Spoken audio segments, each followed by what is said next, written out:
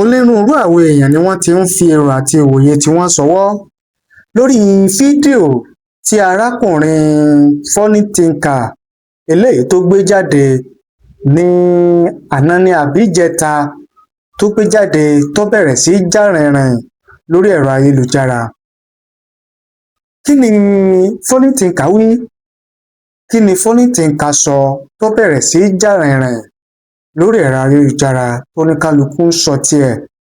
Síbẹ̀ tí mo funny thinker wípé lówe ni ọ̀rọ̀ funny thinker, bí òwe bí àṣàyàn ọ̀rọ̀ ò ní funny thinker máa ń gbé ọ̀rọ̀ rẹ̀ kalẹ̀ nífi gbé ọ̀rọ̀ rẹ̀ kalẹ̀.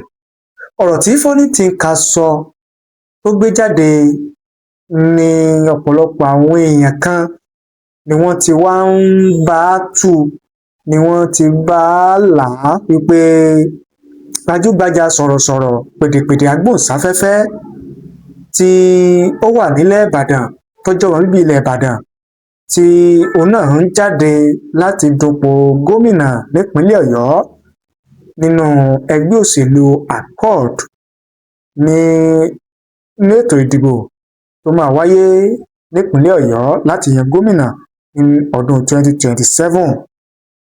Kí wá gan ni arákùnrin funny thinker yìí wí? Kí ni arákùnrin funny thinker yìí sọ táwọn èèyàn ti bẹ̀rẹ̀ sí bá káàmú ẹ̀, tí wọ́n ti bẹ̀rẹ̀ sí bá sọ̀túnmọ́ rẹ̀, tí wọ́n ti bẹ̀rẹ̀ sí gé e? Mo fẹ́ kẹ́ ẹ farabalẹ̀ kẹ́ ẹ jẹ́ ká jọ gbọ́. Tá a bá wá gbọ́ tán, àwa mú èrò àti ìwòye àwọn èèyàn, màá mú wá fún yín tí a jọ wá tú palẹ̀. Lẹ́yìn náà bá wá gbọ́ tán, èrò tiyín àti ìwòye tiyín ẹ̀yin náà wá fi ṣọwọ́ sí wa. Ẹ jẹ́ ká jọ wò ó, ẹ jẹ́ ká jọ gbọ́ láti bẹ̀rẹ̀ títí dé parí. Ọ̀rọ̀ ìpínlẹ̀ Ọ̀yọ́ mo ní sísìn fíìmù ni. Ọ̀rọ̀ ìṣẹ̀lẹ̀ ìpínlẹ̀ Ọ̀yọ́ ìlú Ìbàdàn, ọ̀rọ̀ òṣèlú ìlú Ìbàdàn láti yan gómìnà tuntun fún ìpínlẹ̀ Ọ̀yọ́ mo ní sísìn fíìmù ni tí ò tíì sẹ́ni tó máa sọ wípé ibi tó máa parí sí rèé. Kí n má pọ̀ lọ́rọ̀, ẹ jẹ́ a jọ gbọ́ ọ̀rọ̀ funny thinker, ẹ jẹ́ a gbọ́ tuntun eléyìí tó gbé jáde. Mo notice pé tí mo bá ń sọ àwọn ọ̀rọ̀ kan tó tako aspiration Rédíóníkì, ṣe ni àwọn èèyàn máa bú mi. Wọ́n lérò pé bóyá mo ní personal hatred against Rédíóníkì ni, ṣùgbọ́n wọn ò mọ̀ wípé tí tàwọn gangan ni mò ń ṣe, tí gbogbo ará ìpínlẹ̀ Ọ̀yọ́ ni mò ń ṣe. Màá dẹ̀ fún yín ní reason ẹ̀ lénìí. Ǹjẹ́ ẹ mọ̀ wípé Rédíóníkì is an apologist? N tí wọ́n ń pè ní apologist lédè Gẹ̀ẹ́sì ni ẹni tó wà sympathetic to a particular cause. Ẹni tó jẹ́ wípé kèésùn gangan ní ń ṣe aburú yẹn o, ṣùgbọ́n ó wà sympathetic sí àwọn aláburú yẹn débi wípé àwọn tí ń ṣe aburú yẹn tí àwọn èèyàn bá ń kẹ́nu bọ̀ wọ́n tàbí pé bóyá ọwọ́ pálábá wọn ségi tí àwọn èèyàn wá mú wọn, inú rẹ̀ ò ní dùn wípé ọwọ́ bá wọn. Ṣé mọ̀ pé àwọn Yorùbá pé agbépo lájà ò jalè bí ẹni tó gbà á lẹ̀ lọ́wọ́ ẹ̀gbẹ́ pamọ́? Èyí tí mo ń wí òye yín. Rédíóníkì is actually not doing bad, but ó wà sympathetic apologist àwọn tí ó ń ṣe aburú ni. Màá sì rán yín létí nǹkan kan lónìí. Tí ẹ bá rántí ìgbà kan tí bàbá kan ti ń pè ní Bùnmi tí ó wá sí ilẹ̀ Ìbàdàn láti apá òkè Ọya, àbá òun ṣe rún bí kankan fọwọ́ báyìí, kíní kan Bùnmi ní ẹ pè. Ó wá sí òkè Ìbàdàn bíi tí àwọn èèyàn ń sọ wípé àwọn ọ̀fẹ́ rú èyí nínú Ìbàdàn kankan igbá kan àwo kankan. Ǹjẹ́ ẹ mọ̀ wípé Rédíóníkì wà lára àwọn tó lọ ṣèpàdé pẹ̀lú ẹ̀? Ẹ̀yin ò ní mọ̀. Rédíóníkì wà lára àwọn tó lọ ṣèpàdé pẹ̀lú, because fact wulẹ̀ tí ẹ ti wà nílẹ̀ tipẹ́tipẹ́ wípé apologist àwọn tí ń ṣe aburú, torí pé gbogbo wa náà la mọ àwọn ọ̀rọ̀ kóríyákóríwú tí bàbá yìí máa ń sọ gbé àwọn agbésùnmọ̀mí lẹ́yìn ní apá ibi tó ti wá, ìyún lápá òkè Ọya. So fún bàbá yìí láti wá sí inú irú ìpínlẹ̀ tiwa tí gbogbo tó lórí tẹlẹ́mù ará ìpínlẹ̀ Ọ̀yọ́ ti pé àwọn ọ̀fẹ́ rú eléyìí nínú ìpínlẹ̀ Ọ̀yọ́ tó wá jẹ́ wípé ẹni tí ẹ̀yin wá ń fojú ẹni réwò ni ó wà lára àwọn tí ó lọ ṣèpàdé pẹ̀lú ẹ̀. Rédíóníkì wà lára àwọn tó lọ ṣèpàdé pẹ̀lú ẹ̀ náà. Ó kàn jẹ́ wípé ní ọjọ́ ìpàdé àtìlẹ̀kùn mọ́rí ṣe ni wọn ò jẹ́ kí àwọn èèyàn láǹfààní àti ya fọ́nrán ní tààrà. So but inú gbogbo ẹ̀ náà a tún láǹfààní àti rí àwọn fọ́nrán kan gbà. So ṣẹ́mọ̀ tẹ́mi bá wá ń sọ̀rọ̀, torí pé mi ì fẹ́ sọ̀rọ̀ yìí, mi ì fẹ́ sọ, ṣùgbọ́n nígbà tí mo rí wípé ìrànlọ́wọ́ tí mò ń ṣe fún gbogbo ẹ̀yin ará ìpínlẹ̀ Ọ̀yọ́ láti rí dájú wípé ẹ fi apologist agbésùnmọ̀mí ẹ fi ṣe olórí yín.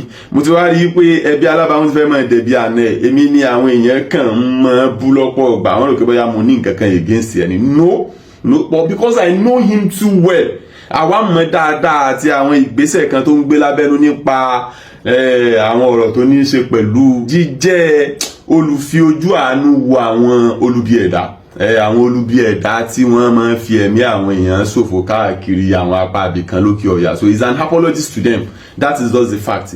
But reason tí ò jẹ́ kí n mọ tẹnumọ́rọ̀ yìí lójoojúmọ́ ni wípé kó má dàbí ìgbà tó jẹ́ pé mò ń sọ̀rọ̀ tako nítorí aspiration rẹ̀ tàbí bóyá nítorí ambition rẹ̀. No it's not even a threat. It's not a threat. Kìí ṣe ẹni tó lè dìbò wọlé, that's just the fact. And to ẹ̀yin tí retí collation pé bóyá ní last minute bóyá tí collation bá wáyé nǹkan ẹ jẹ́ kí n sọ fún yín ẹni tí tíkẹ́ẹ̀tì tó wà reasonable bá wà lọ́wọ́ ẹ̀ ni wọ́n máa fi ṣe olórí collation. Ẹni tí reasonable ticket bá wà lọ́wọ́ ẹ̀ àwọn bàbá Ládọjà fi Ṣèyí Mákindé ṣe olórí collation wọn lọ́jọ́ sí nítorí pé reasonable ticket wà lọ́wọ́ ẹ̀ ni ẹni tí reasonable ticket bá wà lọ́wọ́ ẹ̀ náà fi ń ṣe olórí collation. Tí ẹni tó jẹ́ pé ìbò tó fẹ́ dì yẹn bóyá bíi 60-40 níbo ni ó jẹ́ tí àwọn èèyàn ti ń wò pé tẹ́ni yóò bá tiẹ̀ jáwé olúborí o bí igbákejì ni ó jẹ́ nǹkan irú ẹni bẹ́ẹ̀ irú tíkẹ́ẹ̀tì yẹn náà máa fi ń ṣe olórí collation. Kìí ṣe ẹni tí tá bá fẹ́ lo ẹgbẹ́ tó wà lọ́wọ́ ẹ̀ gan wọ́n kàn wulẹ̀ já ẹgbẹ́ yẹn gbà wọ́n ó lò wọ́n fún ní nǹkan míì ni tàbí kí wọ́n ti yọ̀ǹda rẹ̀ gan kọ́ máa lé wọn bọ́ọ̀rẹ̀ rẹ̀ lọ. So ẹ má fi ọkàn sí ọ̀rọ̀ collation rárá. Collation tí wọ́n bá tiẹ̀ fẹ́ ṣe collation gan wọn ò lè lo òun lórí collation wọn ò lè lò láti hedge collation because tíkẹ́ẹ̀tì tó wà lọ́wọ́ ẹ̀ ò wúlò náà. So lè fi débì kankan nù in tó gbé dání ni kò lè fi débì kankan. So kò ń ṣe pé bóyá torí pé bóyá in tó gbé dání àbí tó fẹ́ ṣe ni mo fi ń sọ̀rọ̀ against or anything. No it's not a threat in any way. It's not a threat. Láti ìjọ tó ti wà nínú ẹgbẹ́ end of the year party tó kó òun ṣe èèyàn gidi wo láti inú ìpínlẹ̀ Ọ̀yọ́ lẹ́yìn tó fi ẹgbẹ́ tiẹ̀ lẹ̀ lọ darapọ̀ mọ́. So yín tí wọ́n ń pè yín tẹ́lẹ̀ ń pè lẹ́gbẹ́ òun ni pé kí orí èèyàn kó orí èèyàn gidi darapọ̀ mọ́ ní tó ń ṣe láti inú ẹgbẹ́ tí wọ́n transfer windows ti open láti bí 4 months nsìn. So ká máa gbọ́ pé èèyàn kan tó gidi o láti àgbọn ibì kan nínú ìpínlẹ̀ Ọ̀yọ́ wá tiẹ̀ kó nu ẹgbẹ́ tiẹ̀ ó darapọ̀ mọ́ ẹgbẹ́ rẹ̀. So that means you are not a threat. So I'm not saying this means sọ eléyìí láti tako for his ambition or anything, no. But mo kàn fẹ́ jẹ́ kí ẹ mọ̀ èyí tí jò tọrọ apologist ni irúfẹ́ àwọn èèyàn tí máa fi ojú àánú wo àwọn olubi ẹ̀dá òun ni ọmú rédíò ṣùgbọ́n kò fẹ́ fi hàn báyìí kò fẹ́ fi irú èèyàn tó jẹ́ kò fẹ́ fi hàn báyìí torí pé ọmọ wípé ó lè fẹ́ dàbí nǹkan tí ọ̀pọ̀ àwọn tí wọ́n tiẹ̀ jẹ́ àwọn tí wọ́n nífẹ̀ẹ́ òun tí inú wọn ò ní dùn sí. So reason nìyẹn tí ó fi ń gbìyànjú àti fira rẹ̀ pamọ́ because tí ó bá rí bẹ́ẹ̀ ni kí ni reason tí ó fi ní láti wà níbì kan tí o sì ní kó kámẹ́rà dání bó ṣe máa ń ṣe tẹ́lẹ̀ kí ni reason tó because ntẹ̀yìn bá ti ń ṣe ní kọ̀kọ̀ téèyàn ò fẹ́ jẹ́ ká yọ ọmọ pé òun ṣe á jẹ́ pé nǹkan yẹn ò dá nìyẹn náà. So you are an apologist ó jẹ́ èèyàn kan tí inú tó wà sympathetic sí kọ́ọ̀sì tí ń pa aráàlú lẹ́kún ṣùgbọ́n ó fẹ́ jẹ́ kí ayé ọmọ wípé ó wà ń bẹ̀. So that means you are not the kind of person tí ayé wulẹ̀ ń rò pé bóyá ó jẹ́ gangan. And once again I'm not saying this to go against you for your ambition or anything but the fact remains you are just an apologist. You are an apologist sí kọ́ọ̀sì tó ń pa ayé lẹ́kún. That is the fact because for you to have held meeting with someone who is widely known as terrorist sympathizer láti máa hold the meeting pẹ̀lú irú ẹni yẹn and then you now held meeting with that person náà nìyẹn o tiẹ̀ wá lè ní mind láti lè make it public wípé I went to a particular place mo ṣe meeting o ṣe bí tó o bá meet àwọn èèyàn ṣe bó o máa post ẹ̀ pé I met with someone today kí ló dá dé tó yẹ pé ńgbà tó o meet pẹ̀lú kíní kan bùnmi láti apá ilẹ̀ àríwá tí o lè post ẹ̀ pé okay I met with this person earlier today o ní lè ṣe now because wọn náà mọ̀ you know the kind of person you are o mọ̀ and I'm not saying this to go against you for your ambition because wulele you are not going anywhere lórí ọ̀rọ̀ alambition dín yẹn because you are not a threat to anybody in Ọ̀yọ́ state nínú ọ̀rọ̀ tí ń bẹ ńlẹ̀ yìí. You are not a threat to anybody. So I'm not saying this because bóyá torí pé wọ́n ti mọ̀ yìí pé ó ti ní àwọn lára ni torí ẹ̀ ni wọ́n ṣe ń ran sí ẹnìkan kan wọ́n rán mi sí ẹ̀ o sẹ́ni tó rán mi sí ẹ tí n bá dẹ̀ parọ́ kí n má jèrè ayé kò sẹ́ni tó rán mi sí ẹ. That is just the fact remains you are an apologist. An apologist to a bad cause is not good for a society. Is not good. Yàtọ̀ fún pé bóyá o tiẹ̀ òun lambition àbí bóyá òun kò tí ẹ ti kó bóyá o lambition gan over ambitious ní dọ̀ọ̀la àmú. But even despite that, you are not a threat to anybody. Anybody can come out anytime and say mo fẹ́ di nǹkan kan, mo fẹ́ di nǹkan kan. You are still not a threat. So it's a normal thing, and the fact remains you are not a threat to anybody. But meeting tó ṣe pẹ̀lú bàbá onírúurú bíi kankan fọ́bọ́ ìkíní kan bùnmi àbí nǹkan ní jẹ́ tó wá sínú Ìbàdàn lọ́jọ́ sí ìpàdé tó ṣe pẹ̀lú bàbá yẹn kí ló tó make it public? Why don't you just make it public? Kó jẹ́ ká yí ó mọ̀ ṣe bí tó bá ṣèpàdé tó bá pàdé àwọn èèyàn ní àwọn ìrìn ẹ̀ tó máa ń rìn káàkiri ṣe pé o máa ń make it public, o máa ń post ẹ̀, o máa ń ṣe gbá, o máa ń ṣàwò. Kí ló tó lè post èyí tó ṣe pẹ̀lú bàbá àbùnmi kíní kan bùnmi yẹn, kí ló tó lè post ẹ̀? Kí ló tó lè post ẹ̀? Reason tó fi ní lè post ẹ̀ ni pé you are just an apologist, you are a agbésùnmọ̀mí sympathizer, but o fẹ́ jẹ́ kí ayé o mọ irú èèyàn tí o jẹ́ gangan. And what is the point? Nígbà tí èèyàn bá mọ̀ wípé ntí mo jẹ́ yìí o kì í ṣe nǹkan tí inú ayé lè dùn sí o, why don't you just change? Why don't you just change and live a better life for yourself instead of supporting àwọn tí ń pa ayé lẹ́kún? Ẹlòmíì ti di aláìlọ́kọmọ, ẹlòmíì ti di aláìlẹ́bí, ẹlòmíì ti di aláìlára, ẹlòmíì ti di aláìníyà, ẹlòmíì ti di aláìní bàbá lórí ọ̀rọ̀ ìgbésùnmọ̀mí apá òkè ọ̀yà iná ni. Sọ̀sọ́ wa ẹ̀kọ́ jẹ́ pé irú èèyàn yẹn ló máa wá sí ilé tọ̀dọ̀ tí wá ń bí tí a wà á bá irú tiẹ̀ nínú irú ìpàdé yẹn. Ó yẹ kó rí bẹ́ẹ̀ ṣùgbọ́n kò jọ mí lójú ṣá. Àwọn àgbà ti sọ pé ẹni agbójú òkùnlé lọ́pọ̀ ọ̀gbá lè má jẹ ní àgbà. So I'm not really surprised, but ojúṣe tiwa kàn ní láti rí dájú pé àwọn tí wọn ò lè dá inú rò tọ́jú pé ìlànà ibi ìrònú màrè ni wọ́n fi ń lò sẹ̀mí ayé, ìlànà gọ́gọ́gọ́ bíi ìtàgùntàn. A gbọ́dọ̀ máa ṣe sensitization fún wọn, ká máa là wọ́n lọ́yẹ̀, ká máa ṣe àyẹ̀wò ọpọlọ fún wọn pé ibi tẹ́ ń lọ yìí o kì í ṣe ibi tó lè pé yín o, kì í ṣe bí ó lè pé yín o. Though you are not a threat, ẹ rí i pé mo tẹnu mọ́, you are not a threat, you are not a threat. Ipò kẹ́ni gan ò sí ńlẹ̀, ipò karùn-ún gan ò sí nílẹ̀. You are not a threat, you are not a threat. That's just the fact. You are not a threat to anybody in this state. You are not a threat. Ṣùgbọ́n despite that náà yí padà, stop being an apologist to àwọn tí ń pa ayé lẹ́kún. Stop being an apologist to àwọn tó ń pa ayé lẹ́kún. Stop being, what do you stand to gain in that? What do you stand to gain? Ọ̀pọ̀ ti tú ẹ̀mí wọn nù lórí ọ̀rọ̀ tá à ń sọ yìí. Thousands of people ti gbèkú jẹ́ lọ́wọ́ ẹbọra lórí ọ̀rọ̀ ìgbésùnmọ̀mí tí ń ṣẹlẹ̀ ní apá òkè ọ̀yà. So ó wá jẹ́ nǹkan tí ó yanilẹ́nu tó sì ń ṣe ní kàyéfì láti wá rí i pé irú rẹ̀ tí ọ̀pọ̀ ń fi ojú ẹni rẹ̀ wò á wà lára àwọn tí yóò mọ̀ wá sympathetic sí irú kọ́ọ̀sì yẹn. It's very, very bad. It's very, very bad. Honestly, it is very, very bad. It's very bad.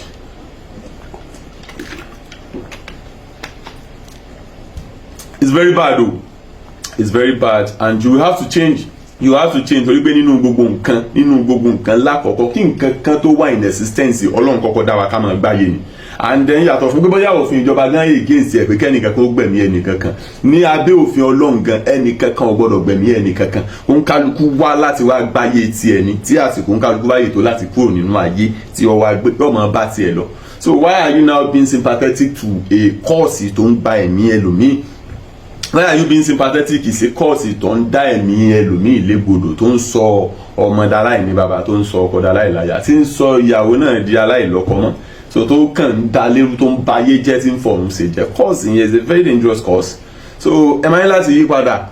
Àwa mọ ibi tí ẹ sá pamọ́ sí, àdẹ̀mọ ìgbésẹ̀ tẹ́ ń gbé, àmọ́ ìgbésẹ̀ tẹ́ ń gbé, àmọ́ irú èèyàn tẹ́ ẹ jẹ́ bí ọ̀pọ̀lọpọ̀ ò tiẹ̀ mọ̀. Through my investigation àmọ́ irú èèyàn tẹ́ ẹ jẹ́. Àwa mọ̀ yín dáadáa, àmọ́ yín dáadáa. Ṣùgbọ́n tí mo bá kọ̀ tí mi ò ṣe irú fọ́nrán eléyìí tí mo ń ṣe lónìí, ọ̀pọ̀ èèyàn ti fẹ́ máa rí bí ìgbà tó yẹ pé bóyá mo ní personal beef against ẹni tá à ń wí ni. No, mo ń gbìyànjú àti save yín ni, kì í ṣe nítorí òní yìí, kì í ṣe nítorí eléyìí tí ń bẹ́ńlẹ̀, kì í ṣe nítorí ọ̀rọ̀ 2027 àbọ̀rọ̀ whatever. No, kì í ṣe torí ìyẹn, torí ọjọ́ iwájú ni. Àbá ìmọ̀ ìgbà tó mi ń pani bí ọtí, irú àwọn èèyàn báyìí ṣe ẹni tí èèyàn máa fi sípò agbára kan àbí mi. Àwọn tó bá wà sympathetic sí cause tó ń payé lẹ́kún, àwọn tí wọ́n bá jẹ́ apologist sí ipò àfẹ̀míṣòfò, wọn kì í ṣe irú èèyàn tí èèyàn máa fún láàyè sí ipò agbára kan, because the moment tí wọ́n bá ti dé ipò òun ni wọ́n máa welcome àwọn èèyàn wọn tí wọ́n wulẹ̀ tí wọ́n ti wà sympathetic sí cause wọn already. Ṣé mo imagine kí ẹni tí ó jẹ́ wípé inú rẹ̀ ń dùn sí ipò àfẹ̀míṣòfò kó wá di ààrẹ tàbí kó wá di ipò ńlá kankan rìn mú lórílẹ̀‐èdè ṣé mo pé ṣe ni yóò invite àwọn tí wọ́n ń fi ẹ̀mí ṣòfò lórílẹ̀‐èdè àgbáyé pé kí wọ́n máa bọ̀ lórílẹ̀‐èdè wọn kò dẹ̀ ní pay àwọn tí wọ́n jẹ́ aráàlú nínú ìlú yẹn. So I'm saying this for future reference. Mo ń sọ eléyìí fún kọ́kàn wà ńlẹ̀ fọjọ́ iwájú ẹ̀ lè kọ́ máa burú mọ́ kù wí tiẹ̀. So mo ń sọ eléyìí kọ́ wà ńlẹ̀ ni ọmọ rédíò kìí ṣe ẹni tí èèyàn lè fi agbára dánwò. That is just right because sympathizer ni apologist ni sí deadly cause. Apologist ni sí a very very deadly cause. Yes, that is just the fact. And ìwọ náà tó bá dẹ̀ ní àsìkò ṣẹ́rí tí wọ́n bá pè ní òótọ́ èèyàn máa ń mú nínú àsìkò èèyàn láti ṣèwádìí ni ìwọ náà ṣèwádìí wa rí pé òótọ́ ní nǹkan tí mò ń sọ. It's just an apologist. He's an apologist. He's a sympathizer to ikú afẹ̀míṣòfò. Bóyá jẹ́ nìyẹn. So kò ń ṣerú èèyàn tí èèyàn máa ń fún ní ààyè láti dé ipò àṣẹ tàbí ipò agbára kan. Mi wá mọ reason tó fi ń ṣe o mi ìmọ̀ ìdí tó fi ń ṣerú ẹ̀ because n tí ọ̀dà ní ọmọ ẹ̀jẹ̀ tó ìdílé ẹ̀kú ti jìnnà. Báwo ni mo ṣe máa ṣe ìpàdé àtìlẹ́kùn mọ́rí ṣe pẹ̀lú ẹni tí gbogbo ìlú mọ̀ wípé ọ̀rọ̀ kóríyá ni òun máa ń sọ láti fi gbé àwọn tí ń fi ẹ̀mí àwọn èèyàn ṣòfò láti fi gbé lẹ́yìn. So báwo mo ṣe máa ṣe meeting pẹ̀lú irú èèyàn bẹ́ẹ̀ báwo ni mo fẹ́ máa ṣe meeting pẹ̀lú irú èèyàn bẹ́ẹ̀ and then tí wọ́n bá dẹ̀ pè ẹ́ ní public figure tí wọ́n bá ń pè ẹ́ lẹ́ni rẹ̀ o gbọ́dọ̀ ní tí wọ́n gan fúnra rẹ̀ bá ti mọ̀ wípé ayé ò gbọ́dọ̀ bá ẹ níbẹ̀ kò yẹ kó máa ṣe and as a matter of fact kíní yìí ọ̀ṣẹ̀ṣẹ̀ bẹ̀rẹ̀ you have been a sympathizer to afẹ̀míṣòfò you have been an agbésùmọ̀mí apologist for years for donkey years but àwa kan ṣẹ̀ṣẹ̀ láǹfààní àti ṣèwádìí láti ṣe ìwújáde ẹni. But anyways, it will be much more advisable for you to change for your own good because whatever the case may be ayé ò ní torí yín parẹ́ Ọlọ́run ò dá ayé nítorí yín ó dá ayé kí ọmọ èèyàn lè gbáyé ni kò dẹ̀ nítorí àwọn tí wọ́n jẹ́ ikọ̀ afẹ̀míṣòfò tàbí ẹ̀yin tẹ́ ẹ jẹ́ sympathizer wọn kọ́ wá pa ayé rẹ̀ no.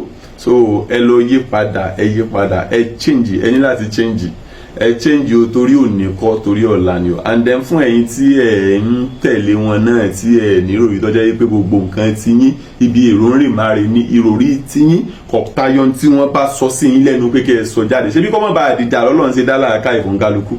I'm not even talking about ọ̀rọ̀ ìtọ́wà lẹ́nu ìpínlẹ̀ Ọ̀yọ́ lọ́dún 2027 for now. I'm not talking about that but I'm talking about humanity. Mo ń sọ̀rọ̀ nípa ìjọmọnìyàn mo ń sọ̀rọ̀ nípa ìjẹnire mo ń sọ̀rọ̀ nípa ìmọrírì ẹ̀mí ọmọlàkejì. Téèyàn bá mọ rírì ẹ̀mí ọmọlàkejì kò ní mọ wà sympathetic sí kọ́ọ̀sì tó ń fi ẹ̀mí ṣòfò kò ní mọ ṣe ìpàdé pẹ̀lú ẹni tí gbogbo ayé mọ̀ gẹ́gẹ́ bí ẹni tí mọ̀ ṣe àtìlẹ́yìn fún àwọn ikọ̀ agbésùnmọ̀mí. Is that even good? Ṣé ìyẹn dáa nílànà tìjọmọlúàbí gan? Ṣó dáa? So mo ń sọ eléyìí kí ẹ mú dání sọ̀rọ̀ ẹ lè mọ̀ pé ọmọ aburúmọ̀kù náà sọ tiẹ̀ lọ́jọ́ kan and this is coming from a place of fact. Not hatred. I do not even have time to hate anybody. The stage is mo wà yìí. Òótọ́ bẹ̀lẹ̀ gbọ́ yẹn. So it's coming from a place of fact. Tó bá wù yín ẹ gbọ́ ìyẹn ẹ̀yin tẹ́ ń tẹ̀lé kí ni ó bá wù yín ẹ gbọ́ bó sì wù yín ẹ má gbọ́. Ṣùgbọ́n èyí tẹ́mi máa ń bẹ̀ ni wípé kó lè padà pay gbogbo yín because sẹ́rí àwọn tí wọ́n jẹ́ ikọ̀ afẹ̀míṣòfò àti àwọn tí wọ́n jẹ́ sympathizer àwọn they are heartless people. Very very heartless. Wọ́n wà heartless gan. Wọ́n kì í ṣe èèyàn tó fẹ́ràn àlàáfíà wọn kì í ṣe ẹ̀dá tó nífẹ̀ẹ́ àlàáfíà wọn kì í ṣe ẹ̀dá tó nífẹ̀ẹ́ ìgbáyé ń dẹ̀rùn ìgbáyé ń dẹ̀ra. So irú èèyàn báyìí gan kì í ṣe ẹni tí ó yẹ kí ẹnìkankan ó súnmọ́. That is just the fact honestly but mi ò rí ẹ̀yin yìí bú náà torí pé ojú yín ò ti ṣálẹ̀ sí èyí tó jò tọrọ ọbẹ̀ but mo ṣe ń dirẹ̀ bẹ́ẹ̀ wájú adániláyé pé ogun ìgbésùnmọ̀mí kò ní wọlé Yorùbá ìfẹ̀míṣòfò ní gbogbo nílẹ̀ tiwa àti ẹ̀yìn gbà torí pé kójú ọmọ rì bí gbogbo ara lògùn ẹ̀ tó bóyá jẹ́ nìyẹn yẹn alára wa.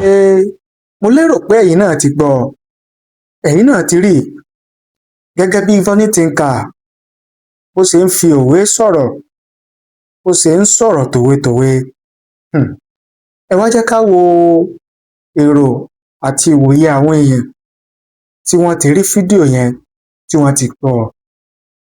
Mr. Daniel Gbenga Badmus nínú ìwòye àti èrò títí wọ́n ní nobody should abuse or curse this man.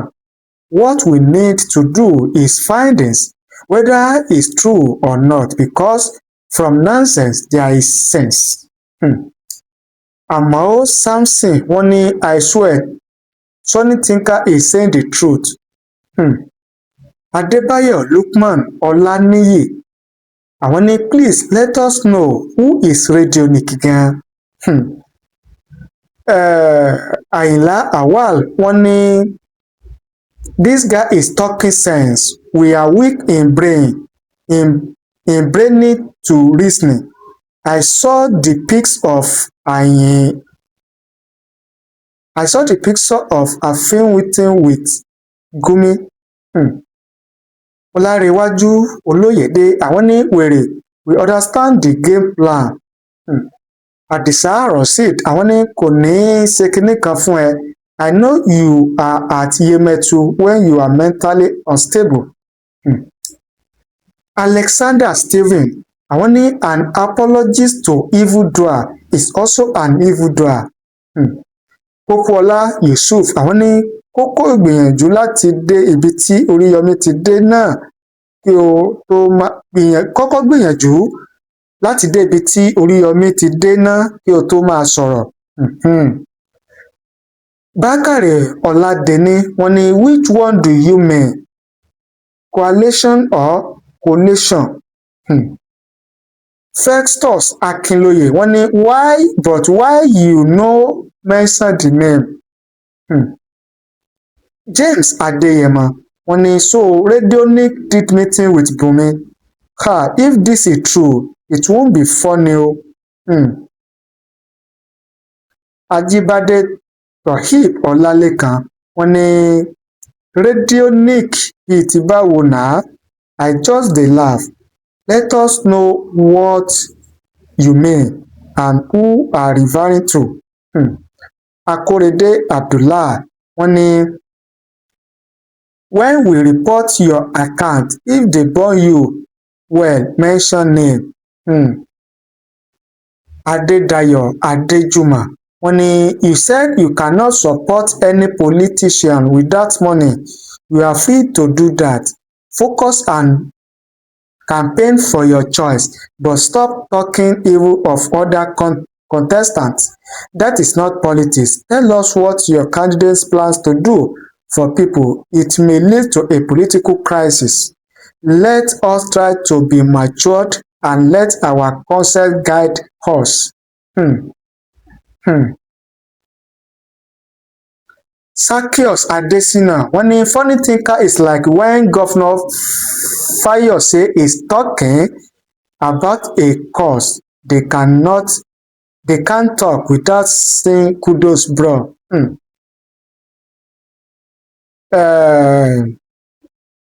Alimi Dada àwọn ní Oríyọmí all the way. Adéoyè àwọn ní you are free to support whoever you like, that is the beauty of democracy, but castigating your benefactor because of political differences is not a good trait of ọmọlúàbí. Somebody who has helped you in your life when you are down, it is too bad. Better you be careful. Alex wọ́n ní mark my word, next few years Radionic will become senator or vice president if he knows how to play his card with the crowd I saw at Liberty Stadium. Olajire Kabir àwọn ní hello brother, if you cannot join them leave them where they are. Olajire Kabiru wọ́n ní you mean Gumi or Bumi and Radionic as wọ́n ní you mean Gumi as Bumi and Radionic as Oriyomi. Let us know what you mean. Oríṣiríṣi ìwòye àti èrò náà ni àwọn èèyàn ti fi ń ṣọwọ́ lórí ọ̀rọ̀ eléyìí tí funny thinker tó sọ tó gbé jáde nínú fídíò kan eléyìí tí ó fi síta ní àná àbí àárọ̀ yìí tí àwọn èèyàn bẹ̀rẹ̀ sí fi èrò àti ìwòye tí wọ́n ṣọwọ́ lórí rẹ̀. Ẹ gbọ́ kí lèrò tiyín, kí ni ìwòye tiyín? Ẹ jẹ́ ká mọ̀ láì comment nísàlẹ̀ fídíò yìí, á kà ó á sì ṣe àgbéyẹ̀wò rẹ̀. Òṣèlú tó lágbára ni o. Ẹ bá ní pín, ẹ bá ní share rẹ̀ ó lè káàkiri àgbáláyé. Ẹ já gbọ́ eléyìí tí a ní fún yín. Ẹ má gbàgbé pé àǹfààní wà láti wá ṣe ìpolówó àti ìkéde iléeṣẹ́ àti okòwò yín lórí ìkànnì wa Otasansan TV. Kẹjẹ́ ká fi tiwa gbé tí ń lárugẹ. Iṣẹ́ wo lẹ́yìn ṣe? Òwò wo lẹ́yìn láàyò? Kí ni product tẹ́ ń ṣe jáde níléeṣẹ́ yín tẹ́ fẹ́ káyé gbọ́, tẹ́ fẹ́ káyé mọ̀, tẹ́ fẹ́ kí ó jẹ́ ìtẹ́wọ́gbà káàkiri àgbáyé? Ẹ pè wá, ẹ bá wa sọ̀rọ̀ níléeṣẹ́ wa Otasansan Media International kí a jọ sọ̀rọ̀ papọ̀. Ká bá ń fi ẹnu ajé, ẹnu owó, ẹnu láàrọ̀ ọ̀rọ̀, ká bá ń fi polówó pọlọ́lá pọlọ́rọ̀ sí iléeṣẹ́ àti okòwò yín, kí iléeṣẹ́ àti okòwò yín kó lè di ìtẹ́wọ́gbà káàkiri àgbáláyé. Oríṣiríṣi concept ló wà ní iléeṣẹ́ wa. Eléyìí tó bá iléeṣẹ́ àti okòwò yín mu, òun náà ni a lò fún yín lẹ́yìn tá a bá ti jọ sọ̀rọ̀ papọ̀, tá a bá ti mọ tẹ́ ń ṣe. Ẹ pè wá o, a mọ̀ retí yín. Ẹ̀rọ ìbánisọ̀rọ̀ wa ní iléeṣẹ́ Otasansan Media International tẹ́ fi pè wá bá wa sọ̀rọ̀, òun náà ni 07063291779 07063291779. Òun náà ni ẹ̀rọ ìbánisọ̀rọ̀ títí wa. Ẹ ṣé o, àdúpẹ́ àmọ̀rírì yín. Bó sì jẹ́ pé ẹ fẹ́ yọjú sí wa ní iléeṣẹ́ wa ní iléeṣẹ́ Otasansan Media International. A wà ní ilé Alhaji S.O. Raji ní ìsàlẹ̀ Abiri nílùú Ìkòyí nípínlẹ̀ Ọ̀ṣun lórílẹ̀‐èdè Nàìjíríà. Òun náà ni iléeṣẹ́ ìgbóhùnsáfẹ́fẹ́ wa wà. Ẹ yọjú sí wa ká jọ sọ̀rọ̀ papọ̀ bí ó sì rọrùn. Àwọn tó ti ń darapọ̀ mọ́ wa nílé iṣẹ́ yìí wọ́n ń dúpẹ́ lẹ́yìn tí wọ́n darapọ̀ mọ́ wa torí pé wọ́n ń rí yàtọ̀ eléyìí tí ó gá yàtà nílé iṣẹ́ tí a bá wọn polówó. Àjẹpọ̀ kẹ́yìn náà darapọ̀ mọ́ wa, kẹ́yìn náà rí yàtọ̀ eléyìí tí ó gbọ̀ngbọ́n nílé iṣẹ́ yín. A mọ̀ retí yín o. Thank you. God bless you. Otasansan Media àtúntìdé o. ká farere polongo iṣẹ́ ni la fi farasajẹ́ bí ìṣẹ́ṣẹ́ fún. ìdí rèé tá a fi ṣèdásílẹ̀ iléeṣẹ́ Otasansan Media Concept. iléeṣẹ́ tó mọ ti fún tẹ̀dọ̀ bá a ṣe ṣàgbékalẹ̀ fọ́nrán ìpolówó ọjà jingle production lọ́nà tí fi jẹ́ ìtẹ́wọ́gbà fáyé lórí rédíò tẹlifíṣàn tàbí social media. iléeṣẹ́ wa Otasansan Media Concept. àmọ́ oríṣiríṣi ọgbọ́n àti ìpolówó ọjà tó yẹ fún iléeṣẹ́ àtòkòwò yín. bó ṣe straight line tàbí dialogue, bó sì jẹ́ drama, poetry tàbí music format lẹ fẹ́ ṣe pẹ̀lú owó péréte. Otasansan Media Concept ní ẹ pè. a ní àwọn akọ́ṣẹ́mọṣẹ́ alóyin lóhùn voice over artist pẹ̀lú ohùn tó ta sánsán. ọjà wo lẹ̀ ń tà, iṣẹ́ wo lẹ̀yin ṣe, irú kéde wo lẹ fẹ́ ṣe. ẹ pè wá bá wa sọ̀rọ̀ sójú òpó 07063291779. ibi gbogbo lọ́wọ́jà wá dé. Otasansan Media Concept níbi gbogbo nígbàkúgbà.